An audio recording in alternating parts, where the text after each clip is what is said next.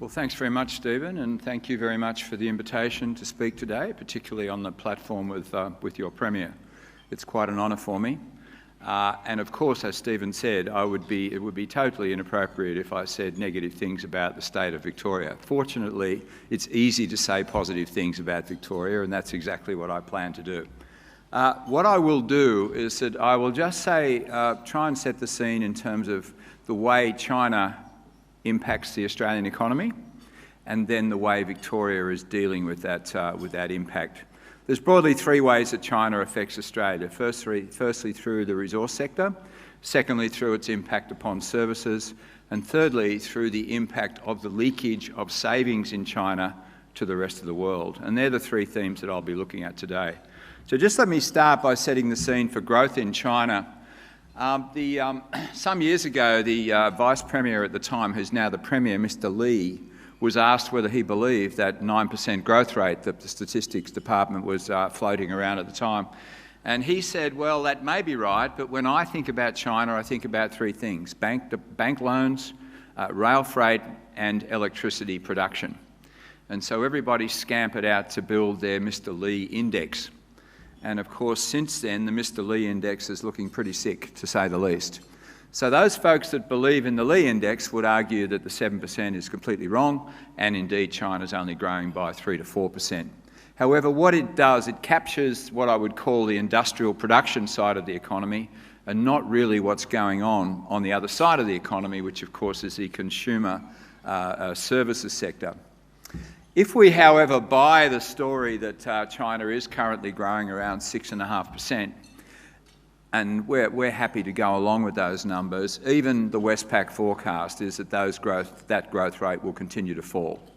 As China rebalances its economy away from industrial production to more towards services, so the growth multipliers will be less, and so the growth rate will slow. So I would think that by the middle of, within 2018, 2019, we'll be talking about 5% growth rates for China.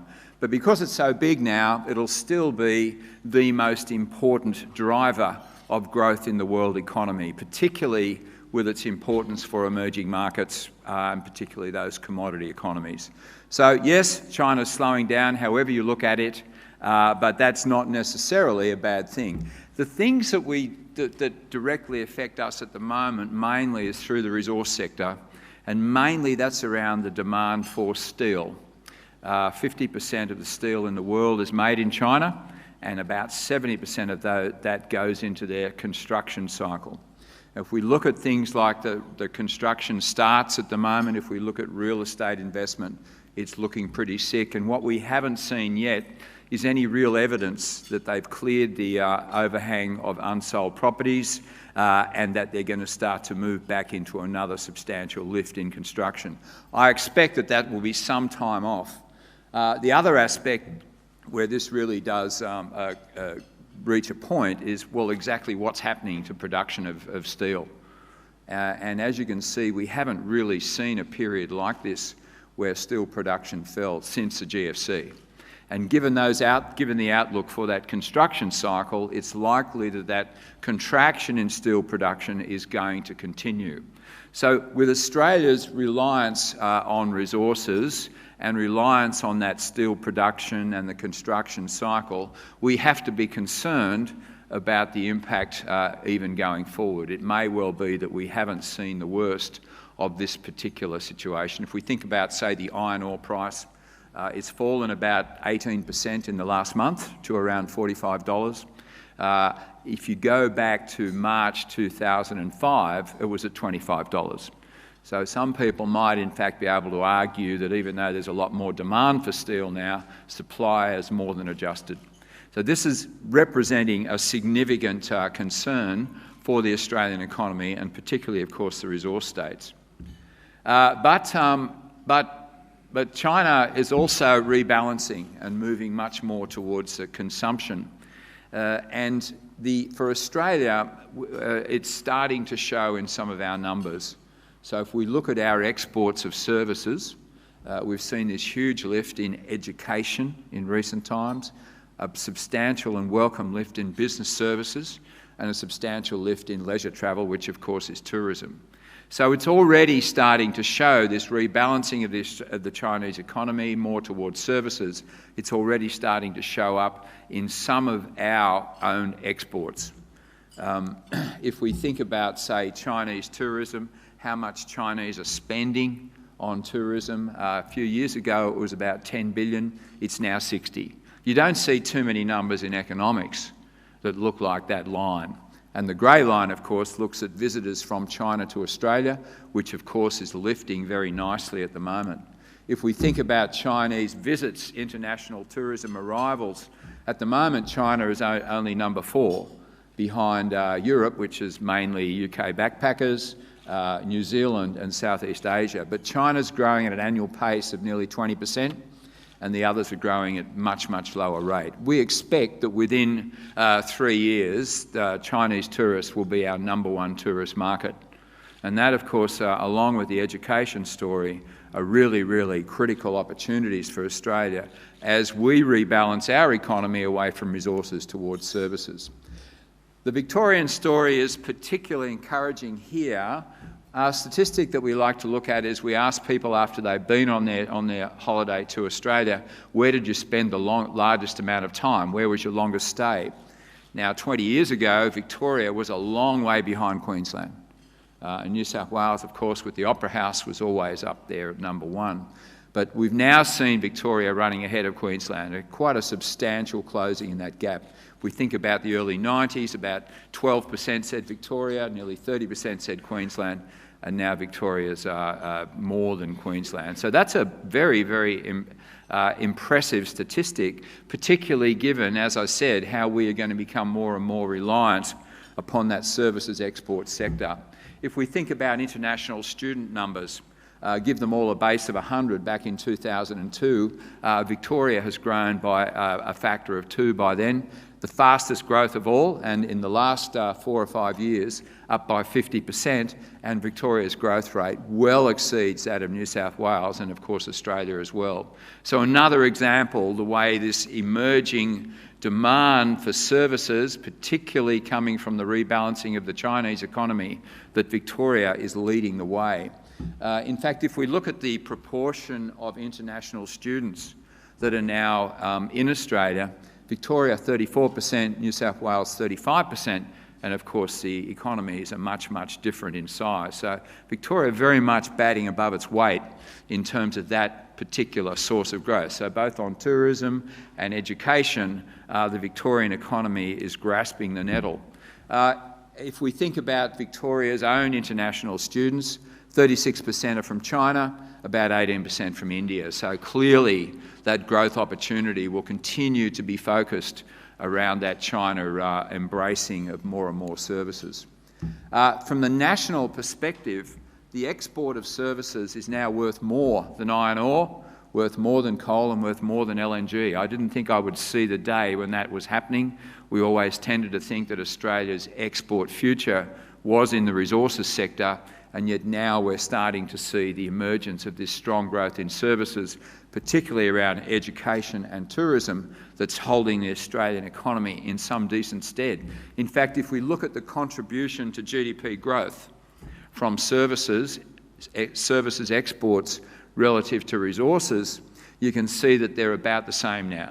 Whereas a couple of years ago, services exports are actually subtracting from growth, and resource exports, of course, were significant. So this rebalancing that we hear about in the Chinese economy is now starting to happen in the Australian economy in our export sector, and as I said, Victoria leading the way. In fact, if we look at domestic demand in Victoria relative to the nation, you can see that period during the mining boom when Victorian domestic demand lagged well behind national demand. And now, of course, Victorian domestic demand running well ahead as it's benefiting from the construction boom, the tourism boom, the education boom, and the spillover effects that that has to jobs.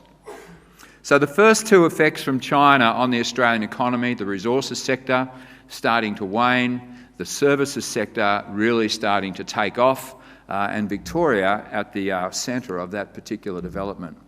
The third development is the leakage of savings out of China. So if you look at that red line, that's the net change in their foreign reserves. The black positive line is net exports. So they're still running very, very large trade surpluses. Now, typically, when you run a large trade surplus like that, you would expect your foreign reserves to be growing. But indeed, in the last year or so, China's foreign reserves have been contracting quite substantially. Their central bank, the state foreign exchange department, had reserves of 4 trillion a year ago. They've now got 3.5 trillion. Now, why is that? Why are China's reserves falling when they're running these large trade surpluses? And the reason is those grey lines. That the official description of those grey lines that are heading down there and have really gathered momentum in the last year and a half is called other. But what it really means is that it's portfolio investment, direct investment by individuals, money finding its way out of China. And it's really only started to gather momentum in the last year and a half or so, and it's likely to remain there for some time to come. I don't see that as being a cyclical change. I think it's a structural change. I think we've seen the build-up in savings in China for a long period, and now Chinese residents are saying we want to diversify our savings. So how does that affect the Australian economy? Well, I guess one way, and probably the most obvious way, is through housing. And what we can measure is dwelling approvals of CBD apartments, where we've seen this incredible lift in dwelling approvals relative to the existing stock. And of course, that has to represent some form of concern for our markets. In fact, the grey line, the Victorian line, which is now going through another boom, having been through a couple already, is starting to show slowing rents, rising vacancies, and potentially falling prices. But would we come into a situation where the key driver of that, being this leakage of savings from China, suddenly reverses? If that was being driven by domestic investors, interest rates go up or they lose their confidence, you can see a big reversal. But I suspect that this global trend of the leakage of their savings is going to be with us for some time. So I really don't see this as being a major shock. I think there'll be a slowdown, but I certainly don't think it's going to lead to the sort of major property crunch that you might expect if the demand was only coming from the cyclicality within Australia. Indeed, a lot of people, when we have international investors come to Australia or when I travel overseas, the one big question is, house prices have got to fall by 40%. Look at what's happening in Sydney and Melbourne. And I just point to a picture like this, which looks at the rate, at the change in house prices since the 1970s. And the picture is pretty clear. The picture is that we go for long periods of stability, and then we have a rapid rush, then another period of stability, then another rapid rush. And because it's a long index, you can compare the slopes of the various boom periods. The current boom period to me is not particularly threatening. So I certainly can't see the argument to say that we're going to see a major disruption in Australia's housing market. Similar story for Sydney. If you look at the Sydney lift, which of course has been stronger in recent times to Melbourne, it's still not that big a jump relative to previous booms that we've had, and then we go into these long periods of stable prices. And I'd be pretty confident that that's what's going to happen again. But if you say to me, hey Bill, I'm sure every housing market looks like that, it's voodoo economics that you're showing me, let me show you what the LA looks like. And that's what a real volatile housing market can be like. So you have the rapid rate of increase much faster than we've seen in Sydney and Melbourne, and then the big downturn. In fact, LA is now starting to look like they might be moving in to another period of potential difficulty, which of course I find rather surprising. I guess the other issue around housing in Melbourne is the pace of increase of population. And if you do the arithmetic, and that's all we've done there, we've projected the rate of increase of population in Melbourne relative to Sydney. So Sydney's the top line, Melbourne's the bottom line. Given that faster pace of population increase, and if that was to continue, and of course lots of things can change that will stop it continuing, but if it was to continue, then Melbourne would reach Sydney by 2030. So that particularly strong underlying demand from population, which supports a housing market, will be quite important. And of course the other two cities, Perth and Brisbane, will remain well behind. So let me conclude. China's growth is slowing and rebalancing. Australia's services exports are helping to fill the resources gap. Education and tourism are prime growth sources, and Victoria has benefited more rapidly than other states from this particular development.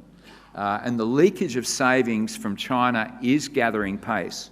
The services boost and the savings leakage look set to be sustained in the long run. Whilst the resources picture will continue to be a headwind from here on in for Australia, the services boom is just starting, and the savings leakage, in my opinion, is also just starting to come. I think there is an oversupply of inner-city apartments in the major cities, but I don't think there's going to be some sort of China shock reversal that could exacerbate the problem. Overall prospects for house prices in Melbourne, I think, are stable, and the rapid population growth which will seize Melbourne on track to be Australia's largest city, based upon the arithmetic. It's not a scientific forecast. I'm just projecting the arithmetic, of course, is also a positive for that stability outlook for the Melbourne housing market. Thank you very much.